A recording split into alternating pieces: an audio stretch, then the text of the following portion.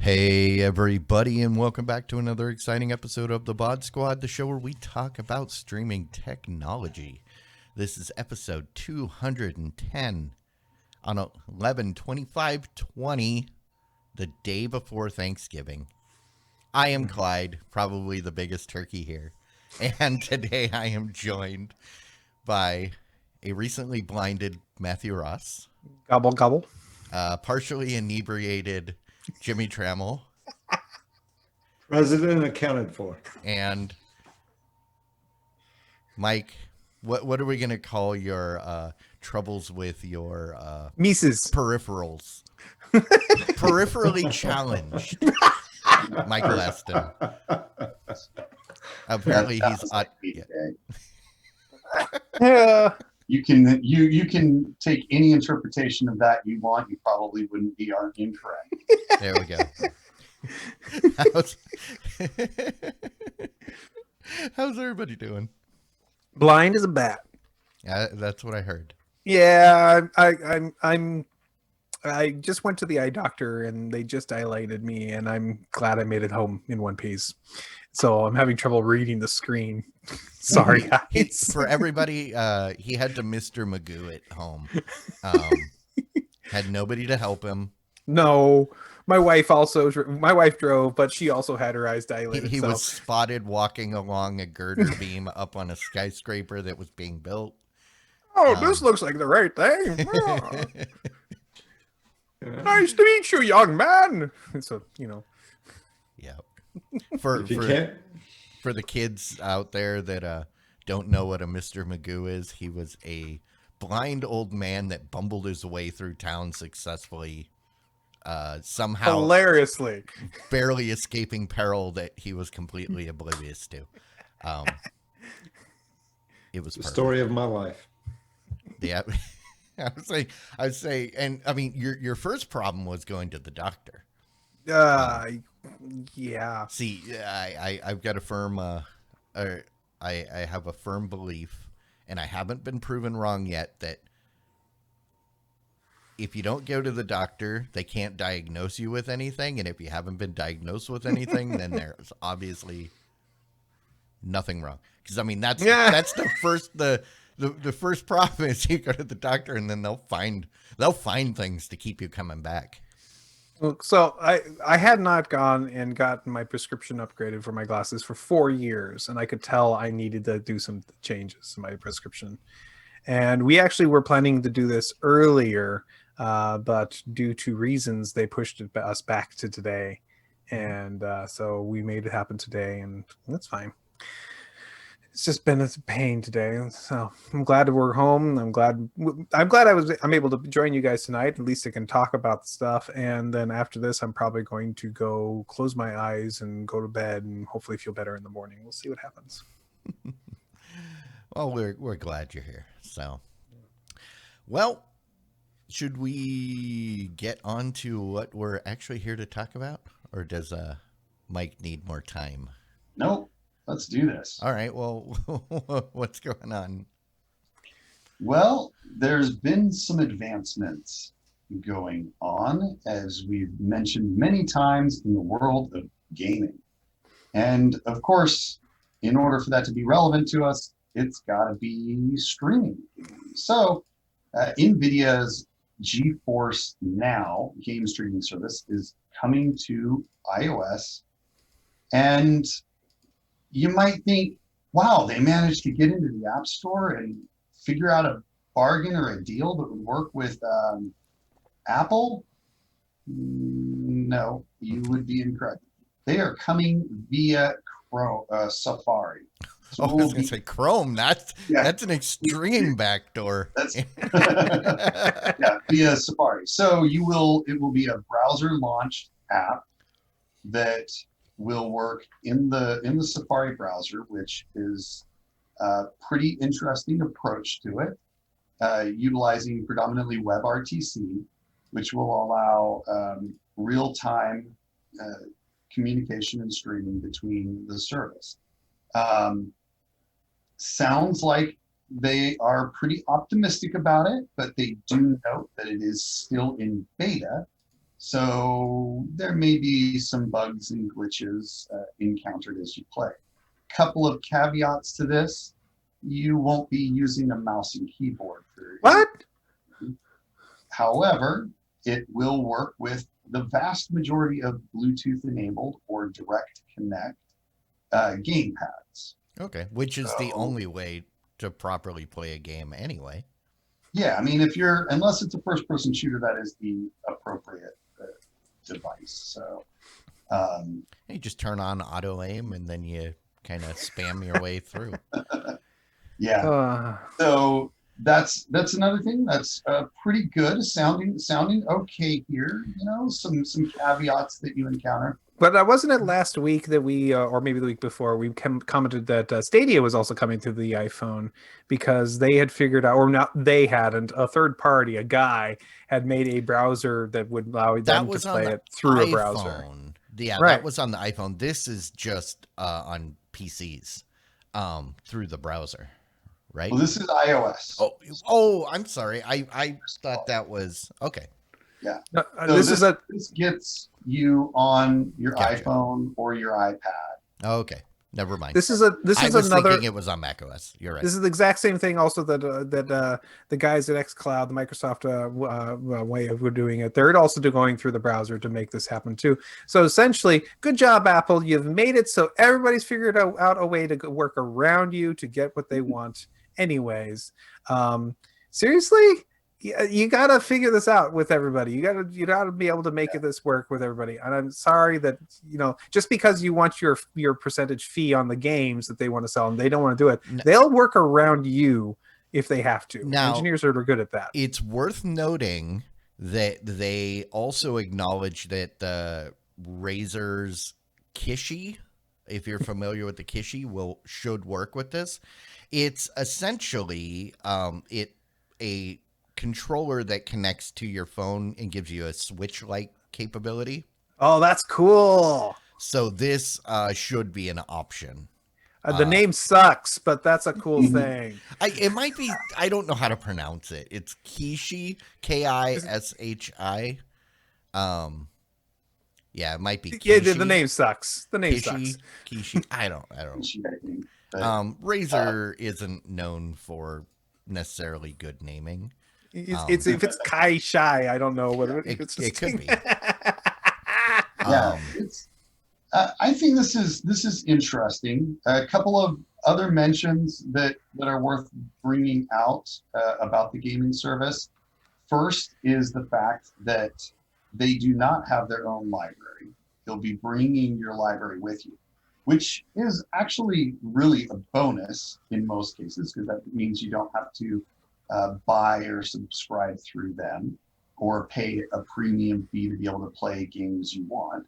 If you have a game that you purchased on the Steam, Epic Game Store, or EA Desktop, previously Origin, then you should be able to play it in this system. They are working on another one that should be the GOG.com, which should be available by the time Cyberpunk 2077 comes out, currently slated for, I believe, December 8th, unless it gets delayed yet again, which it's been getting that pretty regularly for quite a while. I think it was delayed already. Yeah. I think it's next year. So assuming that comes out, that should be available by then. And the other note is this is completely free for up to a 4-hour gaming session. Oh, they updated to 4 hours for free. Yeah, so that's pretty. I'm sorry, an hour. Oh, okay. Sessions are limited to an hour, and you can pay $4.99 for a 6-hour session and priority access. So actually, I was really excited about GeForce Now when it first came out, and I even was happy to try it out when it first came out. And because the game that I actually wanted to play on it was a game that if there was lag, it doesn't make a big difference. It's called World of Warcraft. You can have 500 milliseconds of lag. That's half a second of lag. That game still plays fine, unless you're playing the PvP. word. Did you mispronounce it? It's World of Warships, right? No, Warcraft. That game's different. I've never heard of this World of Warcraft. Is it? Like, no, you haven't. No. It's popular in some circles. Oh, Anyways, okay. but that game does not require you to have a good ping time for you to play, and still, it would be perfect for me to be able to go to say on a cheap laptop and say, I want to play for a little while without having a gaming rig.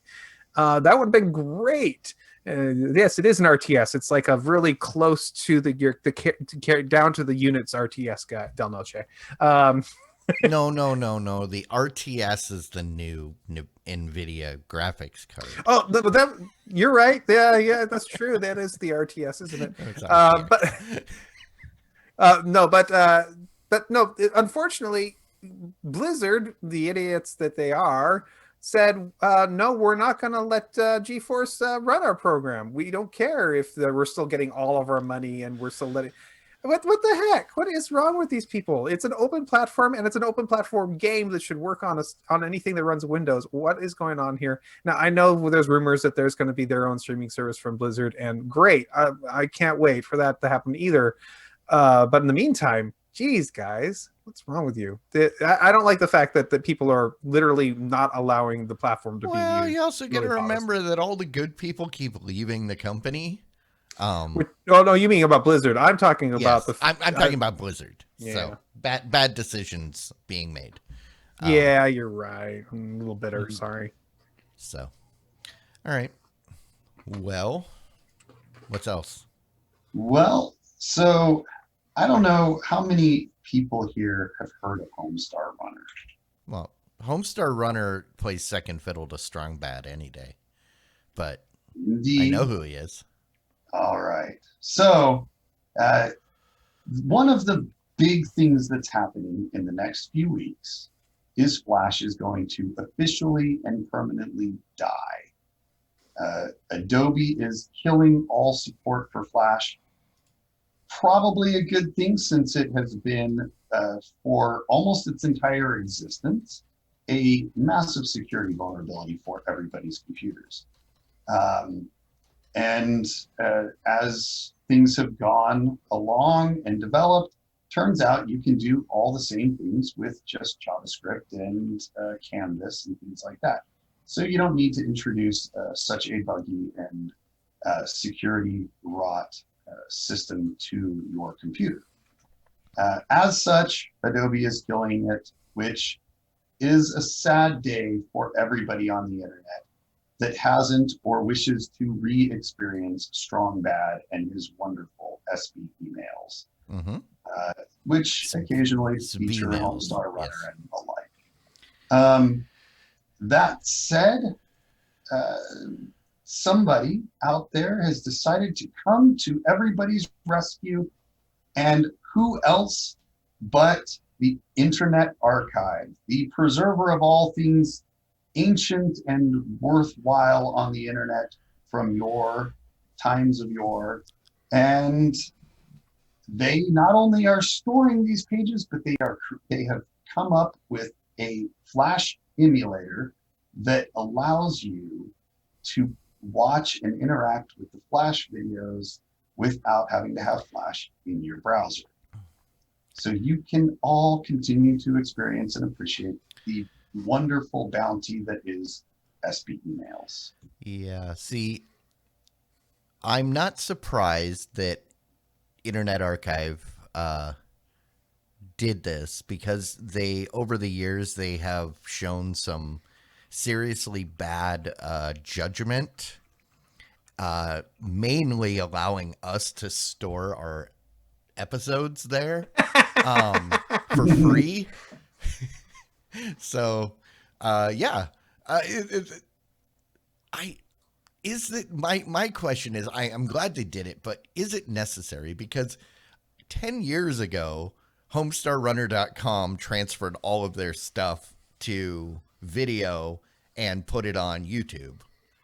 So it wasn't going away. But Well, some of it. but there's other stuff that they're saving that definitely could have gone away. And I'm glad that they're doing it, because like the picture that they show, Badger. yeah, that's the Badger from like was that Weeble and Bob or mushroom. whoever. But like, yeah, a lot of the rather good stuff, like We Love the Moon and the Viking cats going to a gay bar song. You know, that I don't kind think I of heard stuff. that one. Oh, I'll play it later. No, that's all right. No, there's a song called, yeah, whatever. But My but that question stuff is, you know, was pre-meme, you know, back in like 2001, 2002. I'd say probably the original memes, and yes, they need to be preserved. So good on you, archive.org. So my question is, will they, or have they, or will they in the future get any of the Joe cartoon items? If you're familiar, If you go back, they've got this thing called the Wayback Machine, where you can use it to search and find web pages that have been deleted years ago. Yeah. So I wouldn't be surprised if they. The Joe cartoon stuff was interactive. Flash animation. So not something that could be turned into a video. Yep. Your elf bowling and your frog in a blender, and with the frog in the blender, and there was the one about milking the cow and not getting kicked, and so there's some great stuff there, and those don't translate as well to video because you can't push the right buttons and torment the frogs in different ways. See, you know, when Netflix decided they wanted to dabble in choose your own adventure interactive stuff, I kept saying they need to just redo the Joe cartoon stuff. Yeah. Because they did it right. Well, the Internet Archive, if I remember correctly when I saw this article earlier, is they've got an emulator for Flash in there. So it's actually playing the actual Flash files. So all you need to do is get a copy of those Flash files and submit it. It's what the Internet Archive is all about. Potentially. They could potentially do it. I don't know what the limitations are on that emulator, but yes, potentially they could. Yeah. I did just check to see if they had Zhao Zhao, and they do not, which is okay. I did find a video of it, so at least it exists on YouTube, so it's all right. All right. Well, I heard something about Peter Pan. Well, the next story is all about those wonderful movie theaters that we keep thinking about and keep wondering if there's going to be a way for them to survive. COVID is exploding all over the place again. People are thinking about resequestering themselves and locking down. Schools are shutting down in places. And so what is the future of theaters? Well, Disney, of course, has produced some of our biggest budget Disney movie theater blockbusters. And the next one that they have coming out is Peter Pan and Pinocchio. Is it like a team up, like the Avengers?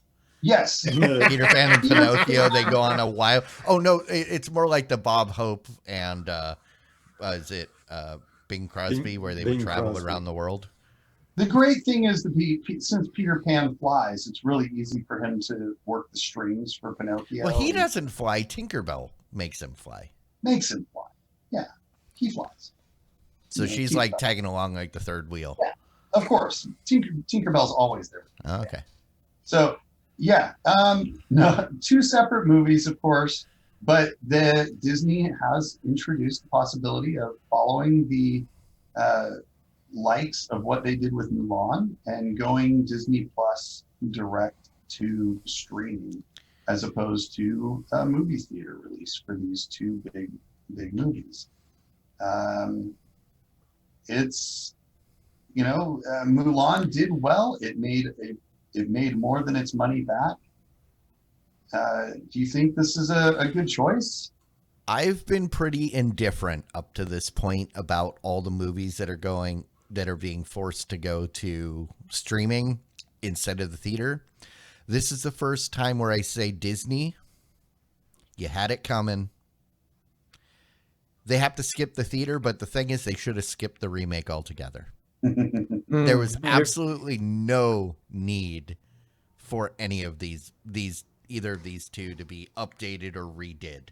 The originals are literally classics. They are like the definition of classic for a reason. They're timeless. You tried to take advantage of the consumers, get with your money grubbing hands. Disney. There's this goes back to the new model that they've been doing of the live action remakes. So yeah, no, like I said, they're trying to I redo an animated version of it, which wouldn't make sense. The classic version of both of these movies are classics, and they're brilliant works of art as they are. Okay, A live action reinterpretation is a totally different thing. It's effectively a different I don't movie. care. Like I said, that it's my opinion. This one, good. I'm glad. I'm glad Disney isn't going to be able to make as much money as they were going to try and swindle out of the American public. Okay, so I'm just fine with them making a live action Peter Pan, because that's a play that's been made live action 100 million times and over again, and so it's just another play version of it with good production. That's fine. Pinocchio, so that will taint the original, kind of. I mean, maybe it won't. Maybe it won't affect it in any way. I don't know, but it just like watching the remakes of the other movies and how they just, because they do it slightly different, it feels different. And specifically to me, Beauty and the Beast, the live one just is not nearly as good. And so I just my brain is like, no, this is not point. And that's my point. Not worth it. And I don't know how you can the other ones that they've done, I haven't cared about. I can't think of one of those. Your Mulan, your Beauty and the Beast. I don't care. I don't have any attachment to those. These two, right? Shame on you, Disney, for even trying to make you should have just re-released these in the theater. And so my interpretation's a little different. I do think that the originals stand on their own and shouldn't be, competed with to some extent, but. I, as somebody that grew up on these movies, am interested to see a reinterpretation in a different medium. I don't think that I would have my kids, I would never want my kids to watch a live action version prior to having seen and enjoyed the originals. And really, I wouldn't even think that I might show them the live action versions at all as kids, and let them experience that as adults at a later date. I personally do think it would be interesting to see. I've enjoyed all of the live action remakes so far, though I haven't seen all of the ones they've done. I've seen all of them but Mulan. And they were all very different movies. I just don't even view them as the same movie. There's the originals were better in every case. Yes. The remakes were enjoyable movies. And if they were standalone movies, they would be great. Sure. But they just don't hold up to the originals. Will Smith does an okay job as the genie, but he's no Robin Williams. No. And and I've been of the mindset that when you get something right, when it's perfect, you leave it alone. Don't mess with it. Now, if you get something like the Fantastic Four, where they can't get it right, take as many shots as you need to. Sure, no problem. How many Spider-Man movies did it take before you finally got a decent Spider-Man movie? 5. Exactly. And that's what 6. I'm saying. If it's bad, keep doing it until you get it right. Practice makes perfect. If you got it right off the bat, we don't need a 2020 remake of Casablanca. We don't need, a new Singing in the Rain. Stuff that's perfect, leave it alone. And that includes your original, the movies that define Disney. they should be off limits because they literally defined Disney. Period. Right. So here's my point of view from all this is that I have seen every single one of the remakes except for Mulan. I did not spend the money to go see it, so we'll wait until it's available this next month to see that one on Disney Plus. All of them did some type of when it did this like a slight reinterpretation that was fine, but not as good as the original in every single case. The one that matched close as possible to the original, which to me would be The Lion King, because it's technically a different kind of animation. For the most part, it just looks realistic. It still did not hold up to the original, and so I would have rather watched the original, quite frankly. And then the one movie that I can think of that was recently a kind of a remake, but they totally took a different point of view, which I haven't seen the sequel, just the first Maleficent, which is Maleficent.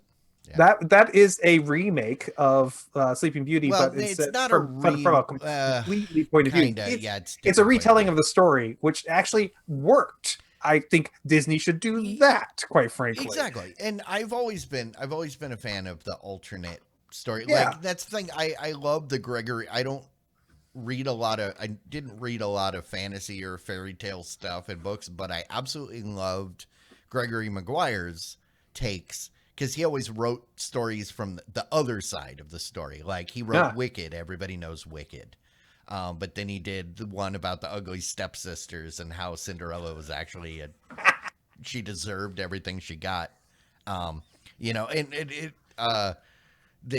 I liked his alternate, story. Tell the story that hasn't been told. Right. That's fine. But no, when you're taking a thing and you're just redoing it from, well, it was animated before. Well, it's live action now. It's different, but it's all the same music, all the same songs. All you did was that I am absolutely against. That's what I was saying. Just put it to bed and move on.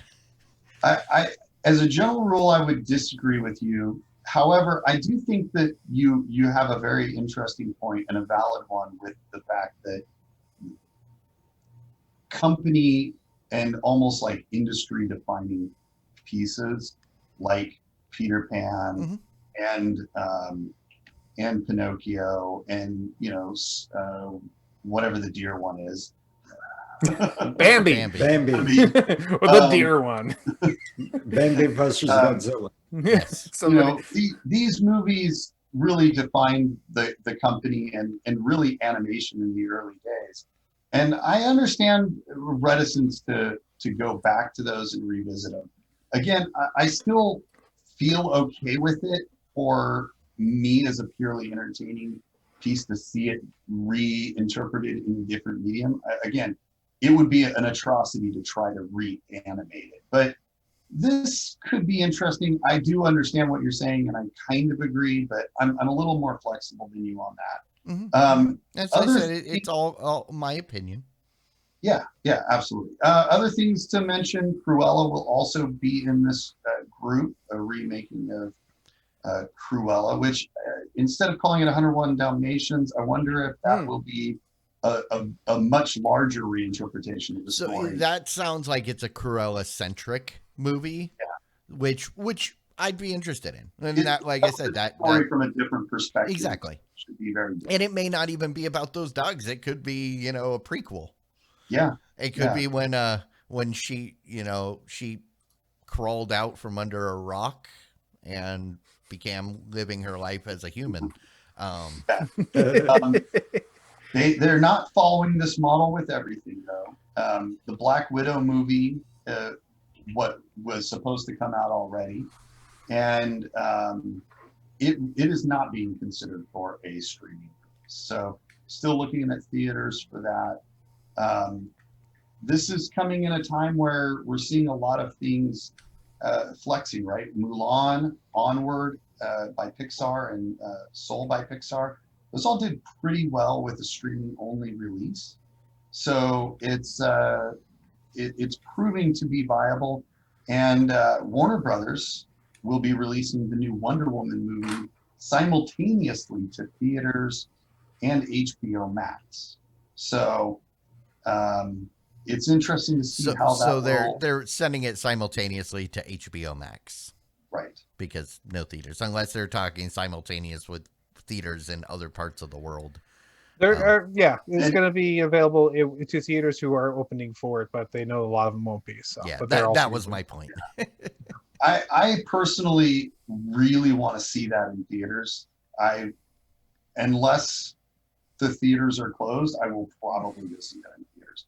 I'll probably try to just do a movie party rent out the theater and catch it solo or with like another family that's friends. I was going to say you should go by yourself. That way, no one's judging you as you're prancing around with your lasso of truth. With my lasso and my bustier. racers.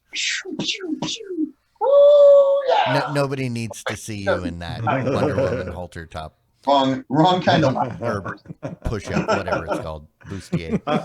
I would like to see Mike in that Wonder Woman. Okay, you can go to the theater. Yeah, I will not. I'll get out my black wig after this, and you can see my.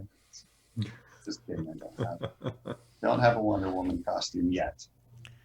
All right. So moving on to talk about HBO. We mentioned that a little bit. And so where can you get your Wonder Woman? Via HBO Max? Can you get that on Amazon? Yes. Well, you can, but the way you can get it is about to change. Amazon currently has a standalone Prime Video channel that gives you HBO access, which I absolutely love these things because they're super easy to subscribe to, super easy to cancel. It just goes on the credit card that you used with Amazon. Been super, super satisfied when I've purchased the Pokemon channel, the Star Wars channel, I don't even know if there's a Star Wars channel, but I have purchased. Yeah, it's called Disney Plus. Yeah, but that's not a standalone app. But there is a Pokemon channel that I paid for. I've gotten HBO, I've gotten Showtime, all through this same service, and I love how convenient it is. And it's a little sad to see that go, but as we all know, the Amazon Fire TV recently got their HBO Max application, so you can install that and still watch HBO on your Fire TV or your Fire TV Q. But you will not be able to continue with the Prime Video channel after this expires in early 2020. And it's worth noting that the only reason that the HBO channel was still around was because Max wasn't available. Right. Everywhere that Max was available, the standalone HBO channels and apps were killed back in August. So, and this gives you some insight as to why Fire TV was so late in the game getting the app, is because they had a contract with Amazon to continue that standalone channel through 2020. Mm-hmm. And so getting the app wouldn't have had as much benefit to that service. And now that they've released it in time for them to be able to just immediately roll those current standalone Amazon channel customers to the HBO Max store.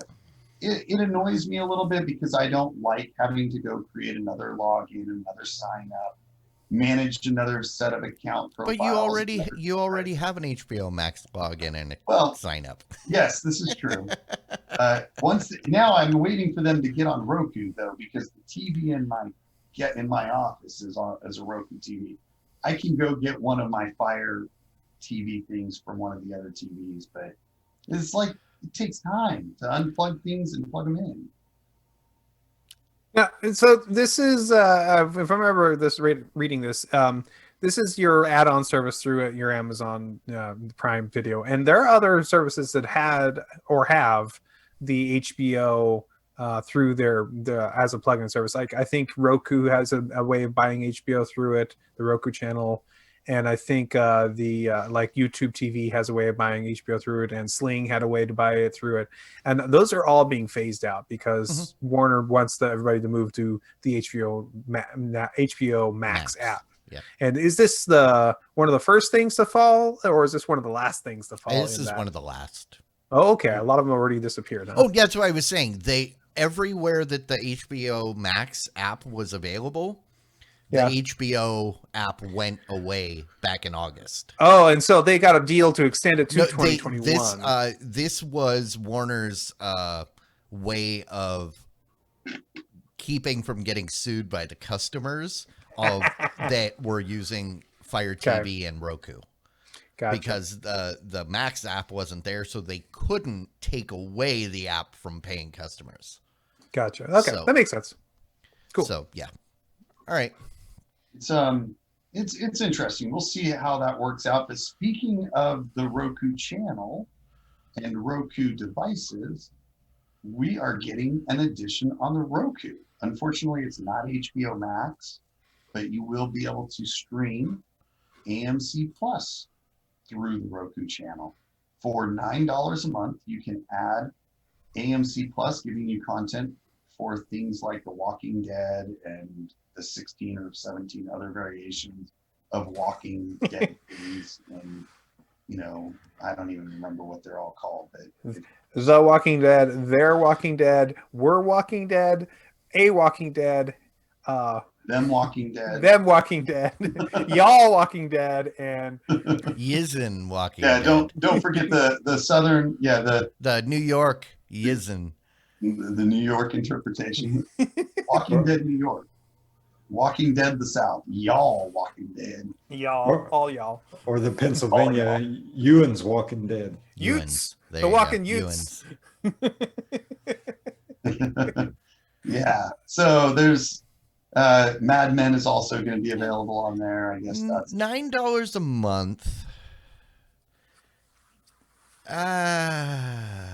It seems for this channel seems a little steep. It does. I mean, other than if you're not, what if you're not a Walking Dead fan?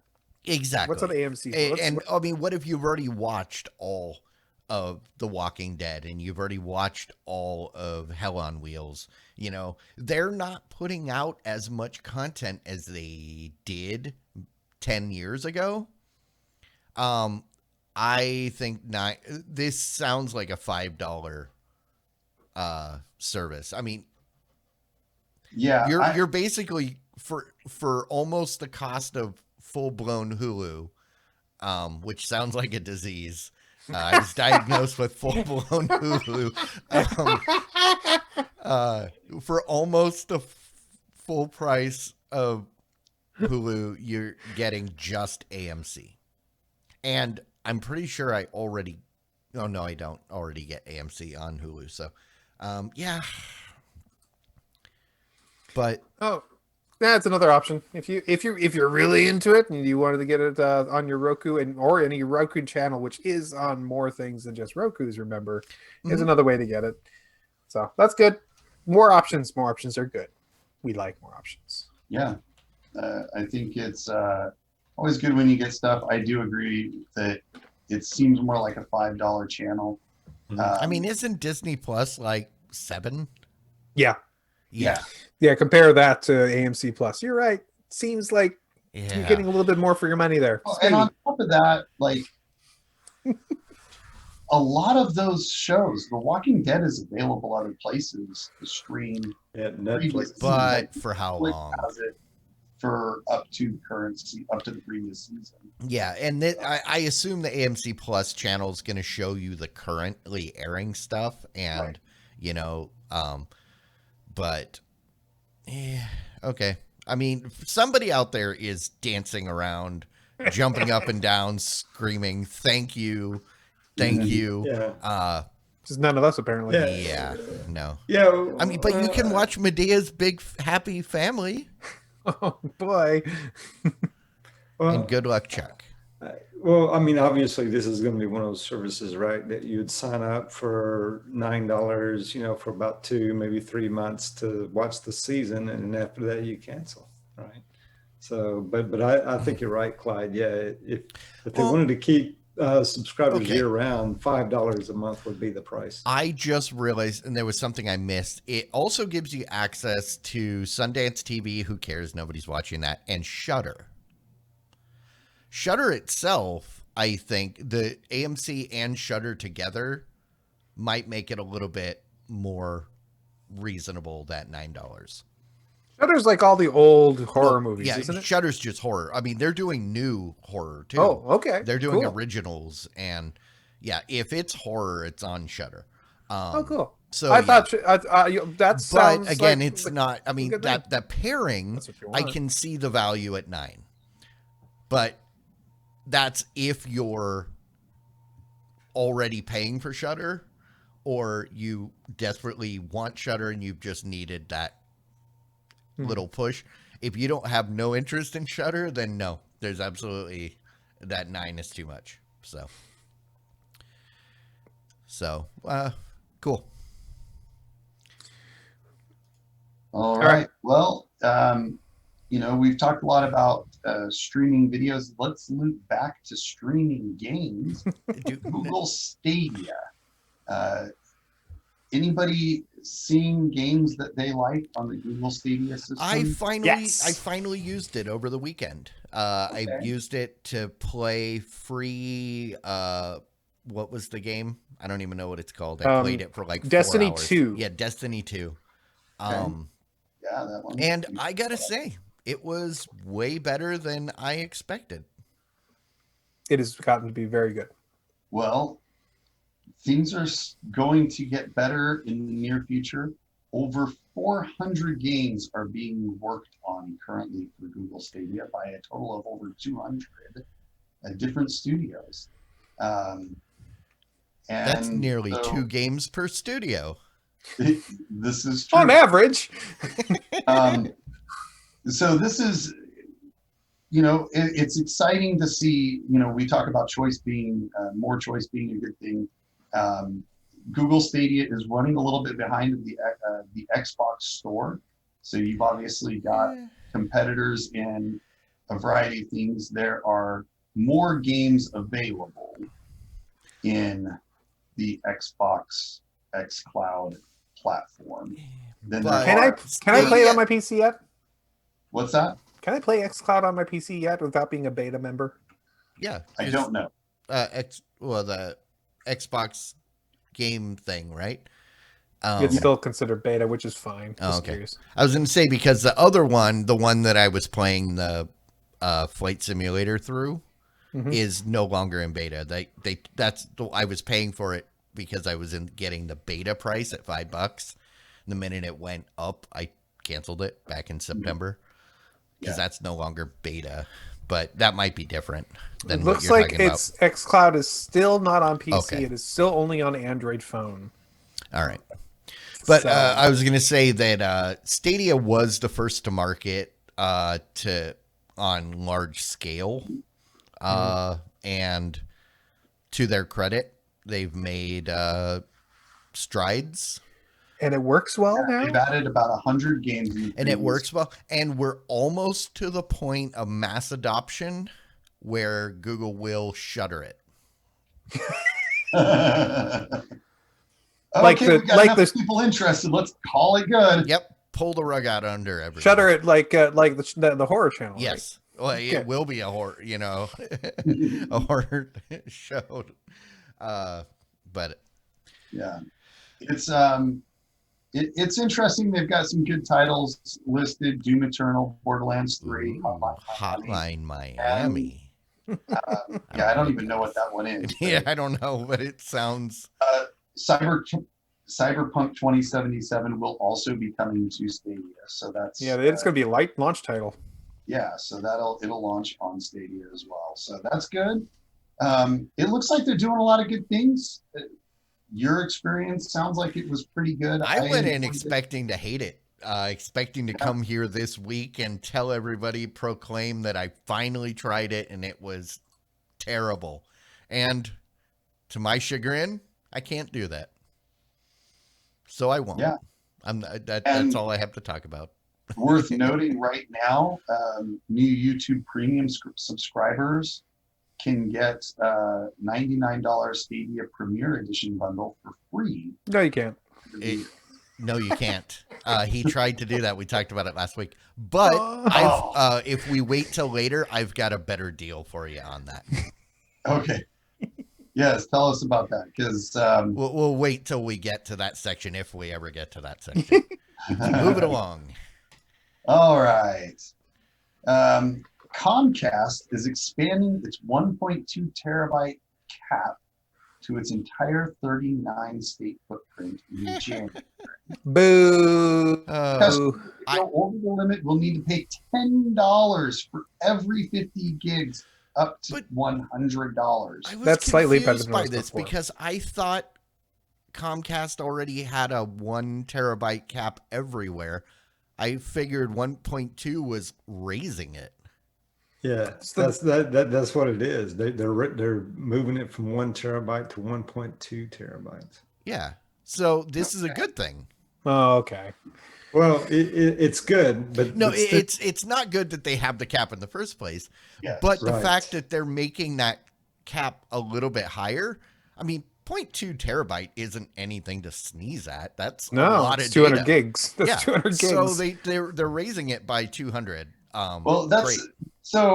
so that is mostly true. They have not been universally enforcing their data cap. They started doing that in 2016. They have not been enforcing it across all of the 39 states where they offer internet service. Yep. So there were some states where they were not enforcing any data cap, and those states will suddenly have a data cap of 1.2 terabytes. Other states had some of them even lower things, like you're talking about a 1 terabyte, and they get a little bit more. So it'll be a universal, consistent amount across the board. I mean, for people that get a little more, I guess it's a slight improvement. Let me just Data say, caps are I understand generally- why people are opposed to data caps. I understand the logic. I understand the knee-jerk reaction. The thing is, 90% of the people out there, this won't affect them in any way whatsoever. I'm currently paying to have an extra big cap at 2 terabytes. Reviewing my data usage going back over the last year and a half. Do you know what my average usage is? 400 gigs a month. Less than that. And Okay. I stream this show every week. I do every month events. I am constantly streaming. I'm constantly downloading. I am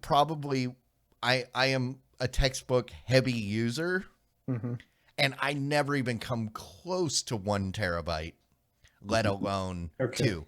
So the average user is not. I mean, there are people out there that will bump into this. I'm not saying that nobody would. I'm just saying a lot of the people that are going to get the cap imposed that are scared about it, they're not going to notice. It's not going to be a problem. I got something to say there. So while that is probably true, Clyde, you know, the majority of people, this, you know, is never going to hit that limit, right? But here's what I would say: in the age of working from at home, right? Yep. And speaking of myself, who does video conferences just like we're doing right now on a daily basis. Yeah, me too. And sometimes it can go on for hours. If we have a patching event, I can do a video conference for like 12 or more hours straight, right? I go over a terabyte every month. Okay. Not just sometimes, every month. All right. Right. So in the age of working from home, I don't see a reason for having any data cap there, right? But And that's probably the reason. I would say that's their justification for moving forward with it now, is because everybody's working from home. I mean, hey, it's the main reason why I am an American Telephone and Telegraph customer now, because they have no data caps. Yeah. Okay. Got a couple I think- things to say here. Go First ahead. thing is, I currently am in one of the states that did have a cap. The cap for me was 1 terabyte, I think, or was it 10? I can't remember, 10 but it was like terabytes. Holy. it was a 10 gigabyte. I was going Oh. to say, but it was a cap that we would bump into pretty commonly. They used to be like around 100, and that's when people were bumping into Right. it a lot. And so we opted for the unlimited amount, which in order for me to get that, I either could have bought my own router, and they would have charged me a gigantic fee, or I could use their router, and they basically would give me the unlimited for free. So Yep. since I can turn their router into a dumb router, which is Yep. what I did, Yeah, modem, I decided yeah. to do that. And I'm using my own, their cable modem / router just Sure. becomes a cable modem. Works great. Now, I'm going to defend Comcast's decision here, because back when I was getting at my cap and whatever it was, maybe 100 gigs or whatever it was, and I was hitting it, it was $10 per 10 gigabytes. And if I'm reading this correctly, I'm squinting to see, it's $10 for every 50 gigabytes. So they've given us 5 times as much bandwidth for every $10 now. That's actually a huge improvement. And I am a huge proponent for you pay for what you use kind of billing. I have no problem with hey, we look at your bill, you used a lot this month, and because we charge you just a tiny bit per the amount you use, you didn't use that much, and a graduated scale or whatever they do. So they make their money if you don't use a lot, but if you use a lot, you pay them more, but it's like whatever it works. I actually like that. That's why I have Google Fi. My Google Fi makes me pay for every bit I use, but it makes me. I have no problem with it being that kind of utility where I have to pay for the bits I use, as long as the rate is good. So here's what you're saying, Matt. You saying when you go to the buffet, you want to weigh your food. No, I'm saying that if I go to the buffet and if the buffet is all you can eat for $40, or I can go to the restaurant next door and buy a better meal for half the cost. That's exactly what I wanted. I'm going to go across the street and buy the better meal for exactly what I wanted. Yep. And I mean, again, they're a private company. They can do what they want. If you don't like it, you don't have to purchase their service. Yes, there may not be a comparable, but still, I'm not saying that caps are great. I am anti-caps. I am for having the option of, hey, you know what? Just a reminder, if you are a Comcast customer and you are in an area that didn't have caps previously, go into the settings on your Roku and make sure that the data saver setting is turned on. See, the one time that I went like over a terabyte, that was because they didn't have the data saver thing yet. And YouTube TV had been streaming all month nonstop in the guest bedroom TV. And I didn't know it was happening. So, but yeah, for a lot of Comcast users, this is a good thing. For some, keep an eye on your usage. I'll give them credit for increasing the cap, right? But still, in today's age, I think it's it needs to go the way of the dodo bird. Yeah, it's one of those things that it will become a moot point at some point.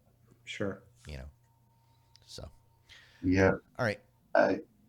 I hope to see data caps die, and I wish that we were in a truly free market with this, because I do think we would end up with better options.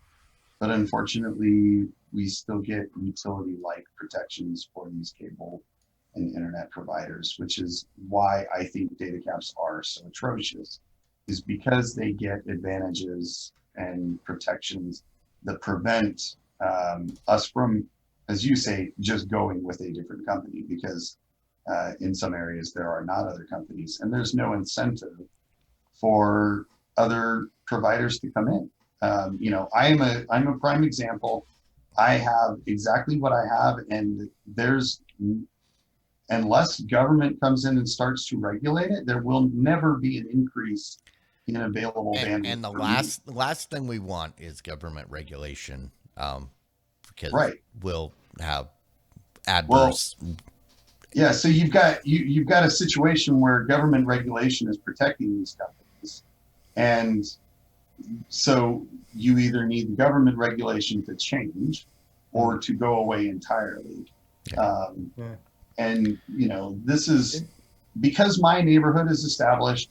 Everybody else around me, literally every other neighborhood except the one I'm in and one other right next to us, has fiber, for example. We don't, and we almost certainly never will unless regulation requires them to provide fiber to our neighborhood at some point. So while I do kind of understand where you're coming from, I do think that when they come in and they regulate data caps and stuff to penalize, especially right now, customers, we also run over a terabyte every month for my family of 4, and that would be an issue. We don't have a data cap with Spectrum, at least not that they charge us for. They may do some sort of like bandwidth manipulation or shaping after we hit the data cap, but we haven't seen any significant impacts from it. So I get leery about that when you have government protections and then you do anti customer behaviors like data capping and billing when you have government protections keeping you from being in a competitive marketplace. What I would say, any politician that runs on no more data caps, he gets my vote, or she gets my vote. Yeah. All right. Go ahead. Okay. So YouTube's AI systems are always advancing. We're generally used to hearing about them in relation to how things get recommended to you and how that can be manipulated. We've heard a lot about how that AI gets manipulated lately with politically or fact-related stuff being manipulated in the algorithms, the AI. However, there is an advancement that is actually potentially beneficial to the user, and that is an AI-generated video chapters that help you with a lengthy intros, so you can skip maybe that repeated intro for the show that you like to watch, the podcast you like to watch on YouTube, and things like that. So what do y'all think about AI-generated video chapters on your... That's fine. As long as it works good. Because I absolutely hate when stuff auto skips and then it goes too far. Yeah. And then now you have to back up, and then you're back. The time it takes you to find where that thing should actually start, you wasted just as much time as sitting through the whole stupid intro. Would this work kind of like the skip button that you see on some shows? It would kind of, except it will mark the point for you, so then you can just go there. See, I am super excited about this, and I'll tell you why. Last month I was watching videos on Netflix. I don't remember, maybe Madam President or Madam Secretary or whatever it was that I was watching on Netflix. And every time you start out with a little like prequel thing and then the intro thing that's like a minute long. So you're like 2.5 minutes in the show before you actually get to the episode you want to watch. Netflix has a skip intro button. Pops up on almost all shows, at least all of the big shows, and lets you skip right to the content that you want to watch. This is huge for me. HBO had it for Game of Thrones. They have like a 16-minute intro video on Game of Thrones. And it's really not that long, but it is literally like over 2 minutes. And so those things were huge. I loved them. I didn't realize how much I liked them until I watched Treadstone on Hulu and Hellstrom on Hulu, and they do not have the skip intro functionality. And you've got to either push the button, like you said, Clyde, 10-second skips, and then you skip too far, and you got to rewind. And it just sucks. It's such a no-brainer. It's so brilliant. It saves everybody 3 minutes per show, which adds up to like 60 years by the time you die. It's like, come on. I need those years. I might be a little off on my calculation there. Not too far off. Trust me, it's not that far. But All right. Give me my 60 minutes years back, Hulu. Doing it, Hulu. Come on, get in the game. You know, we can complain about those intro videos, but the one thing that we will never complain about is our patrons. The people that took the time out of their busy lives to visit our Patreon page and say, yes, fine, I'll give them money. Maybe it was just to shut us up. Maybe it was so that they can get the custom audio RSS feed so that in their car they can auto skip past our 20-minute long intro song. Whatever the reason, I don't care. We are grateful that the patrons are there. You guys are awesome. Thank you for your support. If you find some sort of value, we don't care what kind of value, as long as you find something, and you would like to support us, that's patreon.com/the VOD Anything helps. Please. You. All right. Moving along, we got to step this up a little bit. Tomorrow is Thanksgiving. Yay! The Big Turkey Day. As I've been calling it, National, I'm not even going to go there. National Overeat Day? No, I was going to say, but I'll go there later in the post show that we can delete. But normally everybody's looking forward to Black Friday. And I've noticed in the last couple years that we've been doing this, every year we try to say, hey, we're going to talk about Black Friday stuff. And then when it comes around, I can't find anything to be excited about. It's like the days of the big, exciting Black Friday are gone. I've been buying Black Friday stuff all month, which I think is the way it should be. It's great. Little deals pop up here and there. There was that TV I tried to get 2 weeks ago, or no, it was last week. But we've got a few things. I don't know if we want to go through real quick. It's up to you. Yeah.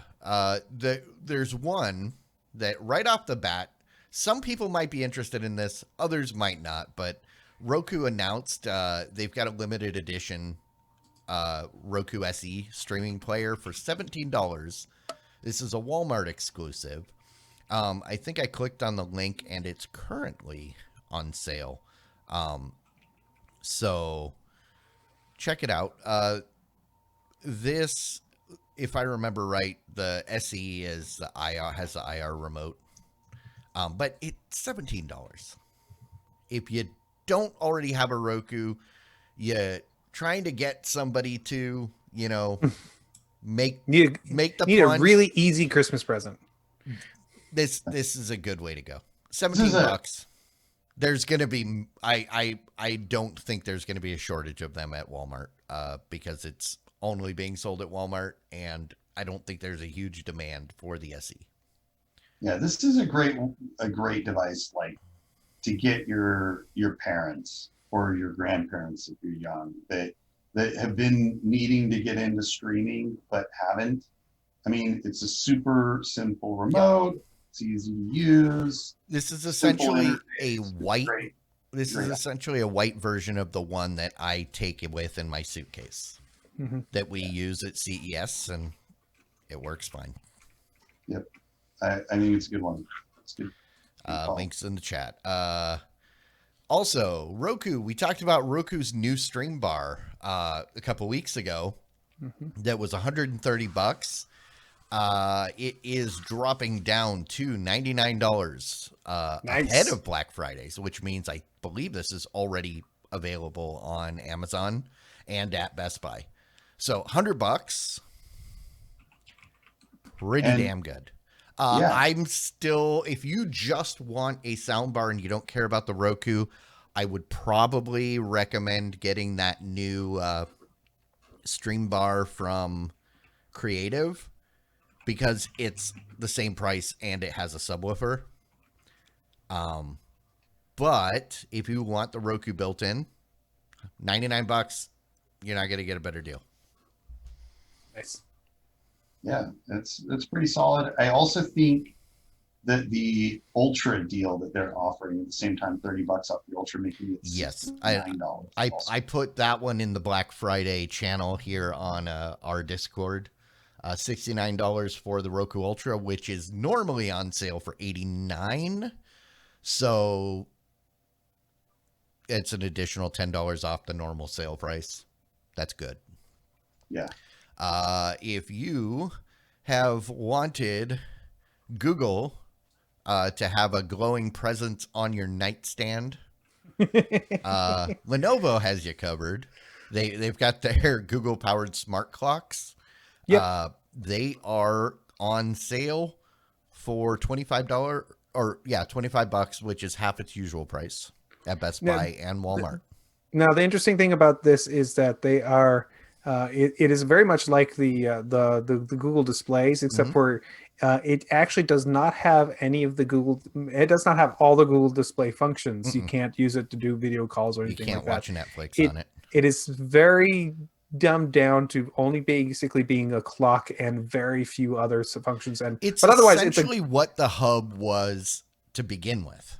Right, but even before they started adding stuff to the hub. Right. So, but its first intention is to be a clock, and it works. It dims itself to be really dim at night, so it's not going to wake you up and things like that. So, if you're looking for a good clock for your room, no camera, I don't think, is on it. So, I don't have a link for this, but it does remind me that if this isn't good enough, and you do want the Google Home Hub, the screen version, it's on sale right now at Target, and I think pretty much everywhere for $50. Which is that's the original hub, right? Yes, the original hub. Okay. The one that just sits on your counter. They have a newer version called the Hub Max, which is a bigger one. It's not the Hub Max. I think it's just the regular hub here. It's the first edition hub. Okay, cool. I saw it when I was at the store returning those home minis, and I went, well, I just returned those and I could get this. I just wanted to mention real quick, related to our last story. You said the stream bar. That is the Roku device. The creative device is the Stage. Yes, the Stage V2 is the new creative one. And I believe it's Black Friday going on sale. I got a flyer for it for $100. It's normally like $109 anyway. So yeah. But sure. The Nest, and I just verified, you've got the original Nest or Google Hub that is $50. Yep. So, which is a good thing if that's what you're looking for. Also, more Google, the Home Max, which is the big speaker. Yes. This one is currently, or it's now already on sale for $149, which is pretty good because that's 50% off. Yeah, it was a $300 speaker back in the day. Back when I was thinking of getting one. My dad has a home mini that he uses it to listen to music. I think that was a $400 speaker originally. Nope, $300 originally. Yeah, you might be thinking of the Apple one was $400, wasn't it? No. The Apple was never $400. The big one. Yeah, it's $399. Yeah. Swear. The Google one, right? No, the Apple one. The Apple one was $499. It was a $500 speaker. No, or $399. Or that's $399. It was 400. two. It was originally when it sold. It was $349 originally, Okay, maybe and then it's they 40. dropped it to $299. Oh, okay. Okay. But as I said, yeah, that's 50% off. Great deal if that's what you're looking for. Also, there's a lot of TV deals, but nothing really great. I put a couple in the Black Friday channel. There's a 70-inch Sony that's right over 500, which is a great deal. I saw this story that's in here lists all the best deals, but they're kind of all like super expensive. I mean, if you've been holding off, you've really wanted an NVIDIA Shield, they're on sale for $129. You've got the Sonos Sub is on sale for $599. $599, yeah. Yeah, do you know Sonos? I know. I mean, that's a good deal if that's what you're. Again, if you're in the market. Do you think that like the Sonos Beam would be a good one? I mean, they've got that listed at $100 off. Or do you think that needs a sub with it? Most people don't have a sub for their Sonos, and they're usually pretty happy. Yeah. I mean, and so sub is always gonna provide something, but I don't think it's always absolutely necessary. I found the deal that everybody's going to be really into this year. I think everybody everywhere is going to go for it. Jackbox is selling the Jackbox Barty games for 50% off. So there you go. Okay. So where did you find you said there was a Sony that was 500 or 1500? No, it was a Sonos. Samsung. Oh, okay. I was talking about the Samsung 70-inch TV. Is that what you're asking? Yeah. It's $529 at Best Buy. Crystal UHD. It's in the Black Friday thing, but yeah, I'm looking for the step above that. I'm permissed. I don't know, given allowed, enabled, whatever, to buy a new TV for Christmas, and I was really hoping to find some good TV deals on the OLED level. I mean, of what's OLED, there is a QLED. I did see, and I'll find it later. I did see, I think it's an LG OLED. Oh no, sorry, it's the Vizio OLED. Theirs, like a 65 or a 70 for just under $1,000. It was like 9 something. Wow. Which I don't know. I don't remember seeing any OLEDs from Vizio at CES, so I don't know what the quality is, but I'll find that in the post show. Somebody remind me. Yeah, my target is exactly 70 inches. That is what I would like. Okay. I mean, you can get a 75-inch Samsung Q90T 4K smart TV. Oh, that's not OLED. Never mind. Yeah, it's not. It's QLED. I mean, it doesn't have to be like OLED, but I want like that QLED or OLED level of Vizio quality. P Series Quantum at 65 inches for $999. Yeah, that might pull it off. But I would say spend a little extra money and go with the LG. I'm really happy with there's mine. a 55, basically the 55-inch LG OLED like Jimmy got, $13.99. Yeah, I got the 65 inches. What I got, but you can get that one for like less than 2,000. But that's what I was saying, which is a good price. I was saying this TV even it wasn't the same size; it was just a similar TV to what you have. But yeah, if you want to go smaller, like Clyde's saying, to 55 inch, you can get it even less. It's got to be at least 65. 70. The problem is that those go from 65 to 77, and 77 is too big for the room and the furniture we have. Right. Yeah, 65 I think is a good size for a television. You know, and the 65 inch I have, I mean, I've had it now. When did I get that? I guess that was 2 years ago when I got it. Yeah, I mean, best television I ever bought. Really happy I bought it, and I paid way more than what it goes. Well, maybe not way more, but more than what it is now. Yeah. I think I spent around 2,500, 2,600 for mine, Yeah. and that was a Black Friday deal at Yep. the time. Yep. Right? Yeah. And now it's coming in consistently at around 1,500 ish for the OLED. So it's Right. You can get them for like 1,500, 16, 17s, or Yeah. right along in there, right? And what I'd invite you to look, what's important about those, and I found this out when I was doing my research, is the processor that's in it. Mm-hmm. Get the one. I mean, like what they'll do is they'll say, oh, you can buy this 65-inch for 2,500. Oh, and then this one is 2,600, right? You're like, okay, well, what's the difference? What are you getting for the $100? And what you find is you get a better processor for the extra $100. Get the better processor. That's worth it, right? Yep. all right. All right. Well, we should move along. If anybody you see anything that you think is a deal that nobody should miss, that everybody should get in on, post it in our Black Friday channel on the Discord. If you don't know how to get there, there should be a link on our Twitter page at the Bod Squad. We should totally have a good URL for people. We'll work on that. There was one, I just don't remember what it is. Oh, okay. Just to follow along that line, QLED looks pretty similar in quality to OLED. It's not quite there, but it's pretty close. And when I groaned about it, that was a personal thing. I don't particularly like the QLED the way it looks, and that's strictly personal. I wouldn't.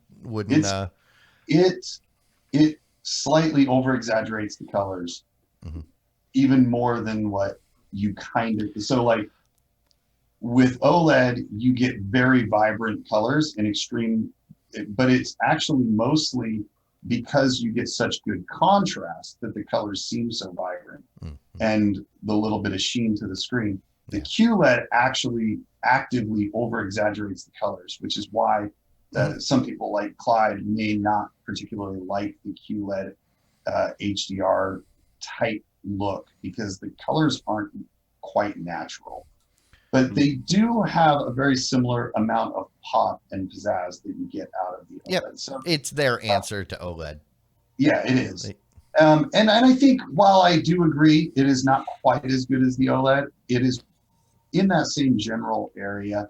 And right now, Samsung at Costco, you can get a 65-inch QLED for only $2,300, which sounds like a lot, but that's 8K.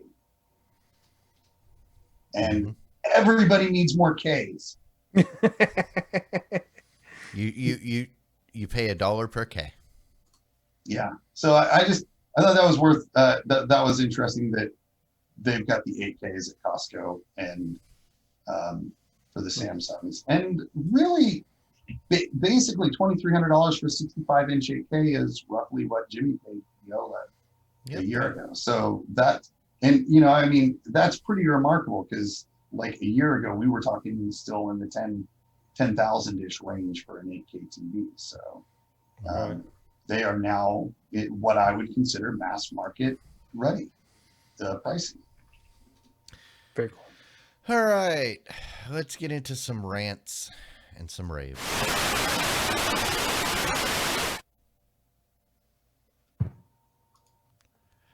All right, rants, raves. We'll start with the blind leading the rest blind. Of us. So I basically have just a mini rave for Stadia, which I got to spend a little time with this weekend. I also played some Destiny 2 on it. It threw me in right into, I think, an expansion or something. I was thrown right into this snow level, which was not so bad for the first about 10 minutes, and then it became like extremely difficult. And I was like, okay, I obviously need a group of people to help me with this because I can't solo 40 people at the same time here. But yeah, it was fun. But also a lot of the other games that are on there have been a lot of fun too. I've been using their pro service for a little while, so I can access to a lot of the other games. My son loves Human Fall Flat. That looks like a lot of fun.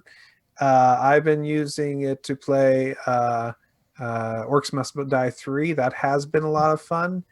I've been using it I played Super Hot Mind Control Delete, which is the sequel to Super Hot, and apparently I picked that up and started playing it first before playing Super Hot, which is a little weird. So maybe I'm doing that in the wrong order, but maybe it's rebooting my mind in an interesting way. If you've ever played that game, that might make a little sense to you. So my recommendation is I'm considering the future, and I couldn't see anybody.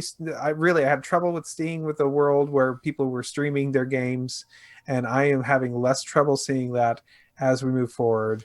I really think this is going to be a big future for everybody. I will say I ended up playing Destiny 2 for 4 hours just because I couldn't figure out how to turn it off. I am not I have complaints about Stadia, about their interface, but not the gameplay. I actually forgot I was streaming it and I wasn't playing it locally. Nice. And so I was pretty surprised. Yeah, it's if they're all going to be this good or better, then we're going to be in good shape in the future. Seriously. I don't think we're going to have a problem with that. Other than that, what did I do this weekend of any kind of interest? I don't think I did anything. Seriously, World of Warcraft came out just yesterday. Apparently, it launched yesterday.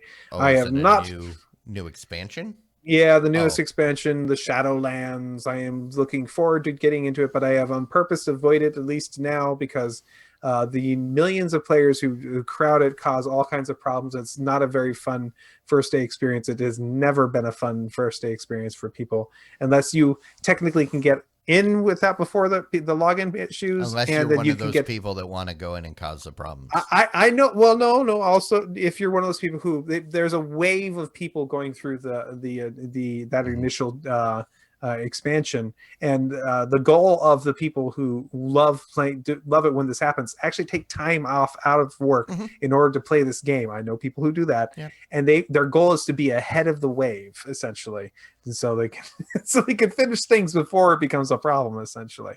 I'm not one of those. I'm one of those. I'll wait until the wave has subsided and I'll play, and I go at my own pace and play the game because I've always enjoyed it ever since 2004 from when it first came out. So we're looking forward to that again. So okay, that's it. Jimmy? Yeah. So what I've been watching lately, a couple of shows, one I mentioned before, there's this show called Next. It's doing a slow roll of the episodes coming out. It took a pause for a while, and now it's starting to put out episodes weekly now again. So still watching that one. Also to the TV show Blacklist. I kind of fell off, after season 3, and just recently picked back up on season 4. So I'm going through season 4 of that one, so enjoying that one as well. But then there's one that me and my wife started watching, and this was a show more geared toward her, maybe more so than me. Can I guess? Sure. Are you watching the Animaniacs reboot? No, not that one. Oh, darn it!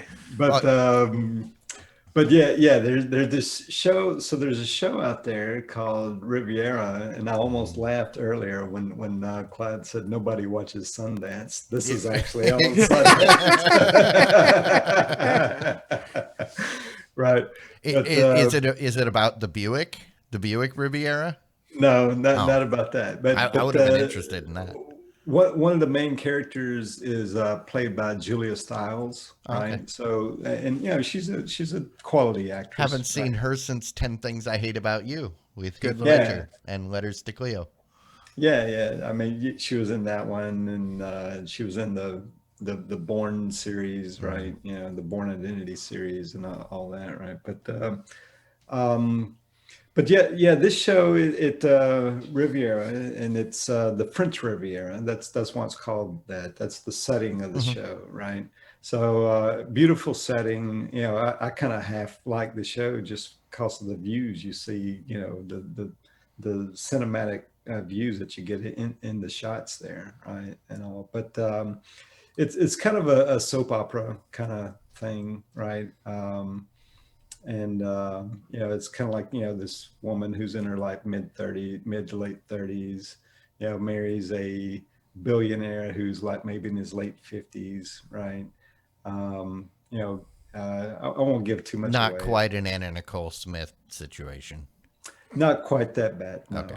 But it's, you know, it's got interesting dynamics.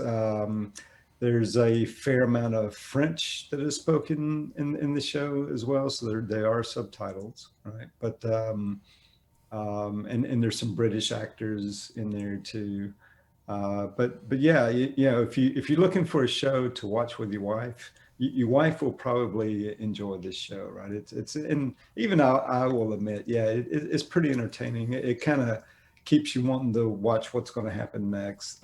There's 3 seasons of this show out right now. The first season is free. You can watch that on most streaming services.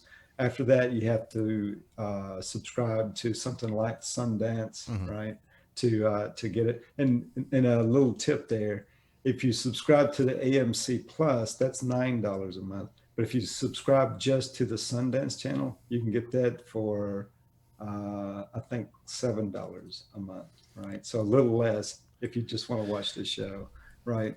So $9 you can get AMC, Sundance, and Shudder. When you're done watching Riviera, you can get your pants scared off by the Babadook.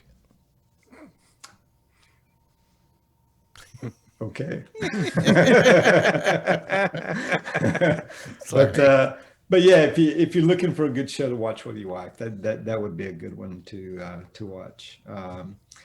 You don't want to watch it with the kids. There are some nudity in there. So don't watch right? it with my daughter. Check. Yeah. Don't watch it with. I mean, well, she's old enough, right? It doesn't matter, right? But, Yeah, still, that's one of those things that Probably not a good idea. yeah. Whether I she mean, sees it or not is her deal.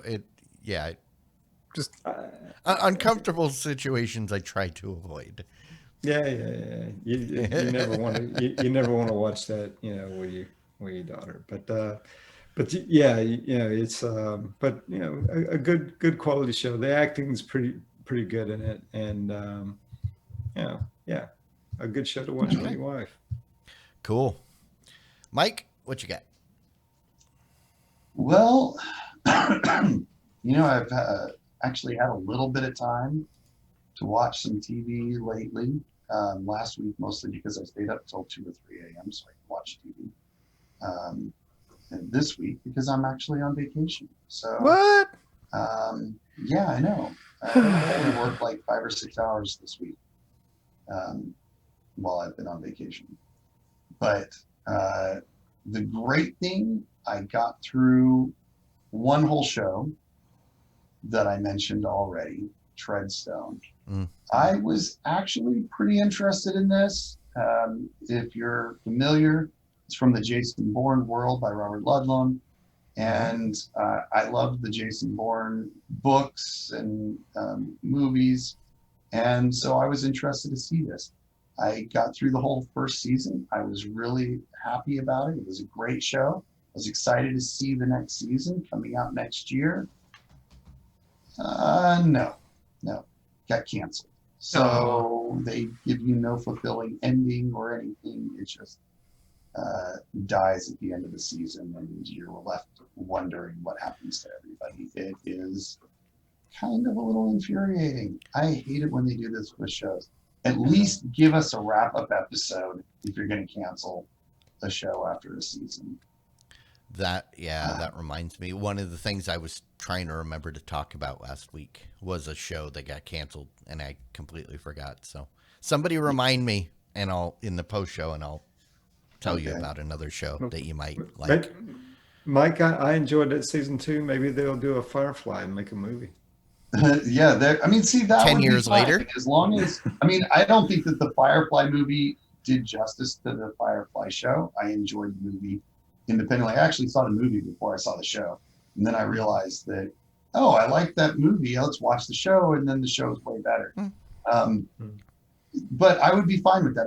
It's frustrating when they don't give you any conclusion.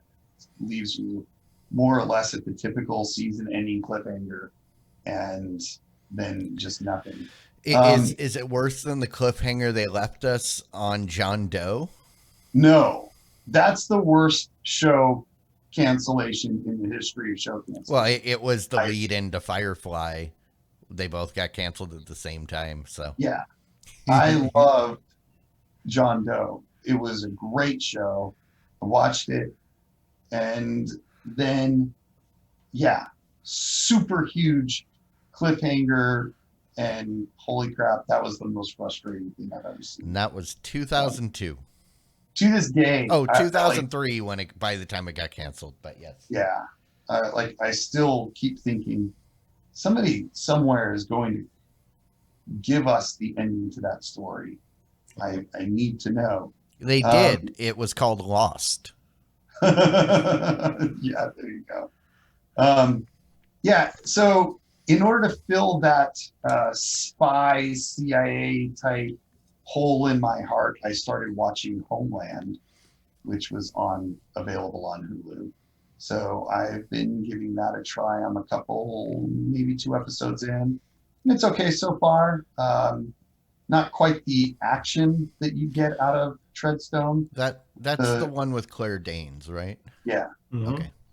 Yeah. I mean, the Treadstone had the CIA spy type thing, but really intense, great action scenes as well. This is mostly just spycraft and things. So it's still interesting, and I'm enjoying it so far. But I kind of miss those Jason Bourne fight scenes and stuff. Yeah. So it's her so-called Her so-called Action. spotlight. spy show. Yeah. It's yeah, like I said, it's interesting so far. If anybody gets that joke, get at me later. Yeah.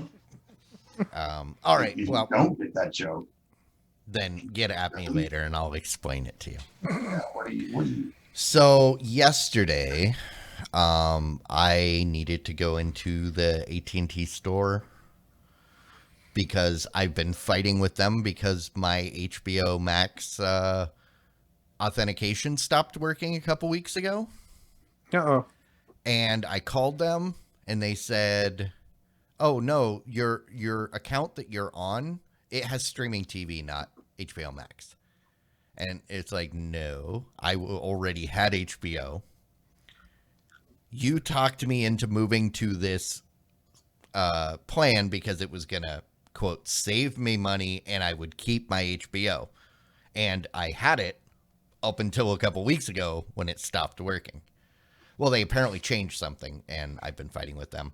But while I was there, I was looking at phones because we've talked about before, my 3-year-old phone is partly dying because of fix that I did to fix something else that was dying, and it's becoming a hassle, unreliable. So I was looking at the Pixel 5. And once again, I just couldn't get myself to pull the trigger. Because I pick it up, it looks nice, but the specs are the same as my sort of working phone. It somehow feels cheaper than my 3-year-old phone. And I just couldn't pull the trigger, so I ended up getting this. Oh. If you don't know what this is, I got the Oh, that's flag, the or nice. the wing. So if you're not familiar, it slides open. So then you can use it in this orientation, or you can use it in this orientation. And it's I'm so far I'm digging it. It's got the same slippery back that I've been complaining about for the last 3 years on my other LG phone. But I know they make a case for it, so you should be okay. I know I would never put this thing in a case. This Why? thing is already so thick.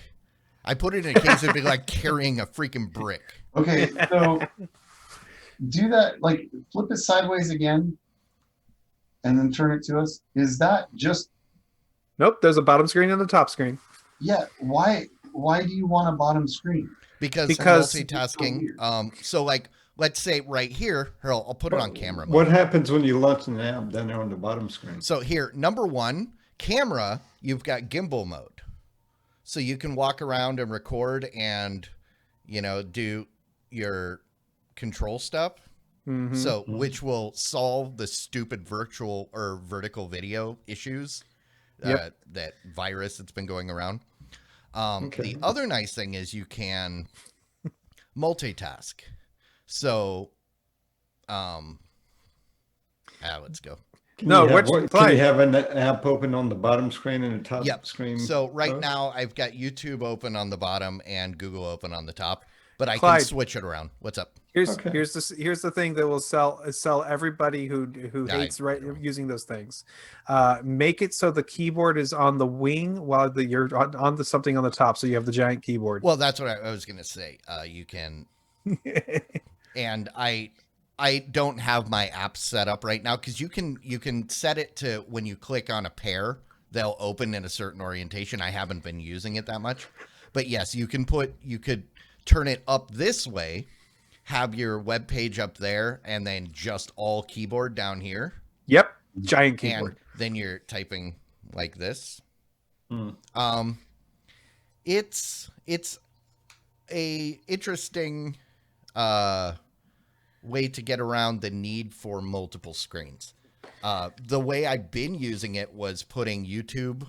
So when it's open, YouTube up here and like full screen, or Netflix up here in full screen, and then chat on the bottom, or playing a game or doing something down here. But yes, and you can set up the different apps to specific screens. So like you set up a double app combination. So you say these two apps, when I click on this, they both open, and assign them to a specific screen. So one of my favorite YouTube channels is Jerry Rig Everything, where he tears apart phones. He recently did that phone. The design by LG is very good. That thing will last pretty much forever. How they've designed that. The V30, I looked it up. I got this in November of 2017. It's been dropped. I've taken it to 3 CESs. I've never had any problems. The battery is still excellent. The only thing that happened was I cracked the back glass. And then the USB port started wearing out. I've replaced it, and I've since worn out the replacement. But that's just from constantly connecting it in the car. I will say the sound from the speaker on this thing is amazing. The other thing that I really like is since there's no camera in the glass. Nope, because it's hidden. And I'll show you that real quick. Watch closely, and we will go whoop. So the camera slides up out of the top. Yep. Oh, that's weird. Which is cool because then if you're in this mode, we'll go to dual recording mode. So then you can record both at the same time. We could do a podcast just like this. What? That's crazy. But it's interesting. And people that know me know I'm always interested in the weird phones. And this caught my eye a while back. And I was like, I don't know if I want to pay for it. I finally got my hands on it. The funny thing was the store had one. It's been in the store since September when they launched, or the end of September, early October when they got shipped out. They only received one for display, one for sale. when I yours asked now. for it, I could hear like whispering and commotion in the back. And then as she brought it out, every employee that was in the back came out. And they're peeking to see what weirdo is buying that phone. The guy with the long hair and the beard, obviously. Yeah, but I'm still getting used to the balance. But like my other phone, it's very well balanced. It's heavier. It's heavier than my other phone. But that's actually kind of nice. Normally I would complain that it was too heavy. If this were like, let's say, a Note, one of the Samsung Notes, I'd say this is way too heavy for what it is. But for this, the added weight makes it feel like it's not going to fly out of my hand when I flip it open. And we'll show side by side. But I mean, it's just barely taller than my other one.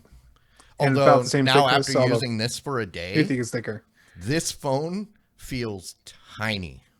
If you want to make your giant phone feel like it's stupidly skinny and like fragile, carry this thing around for a day. But, Okay.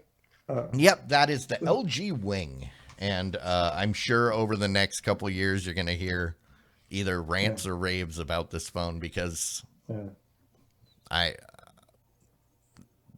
money's invested. No, Hey, No, if they come out with a wing too, that'll be good. Yeah.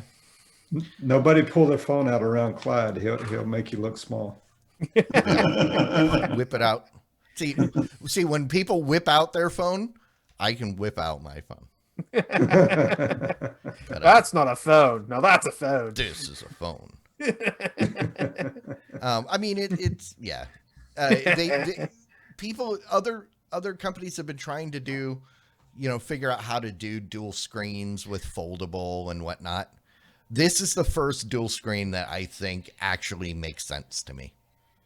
But It's certainly better than those foldables they got right now. I Yeah. mean, maybe one day they might have a good implementation of that, but what I've seen so far is not so good. all righty. Well, that brings us to the end of the episode. Thanks everybody for hanging out with us tonight.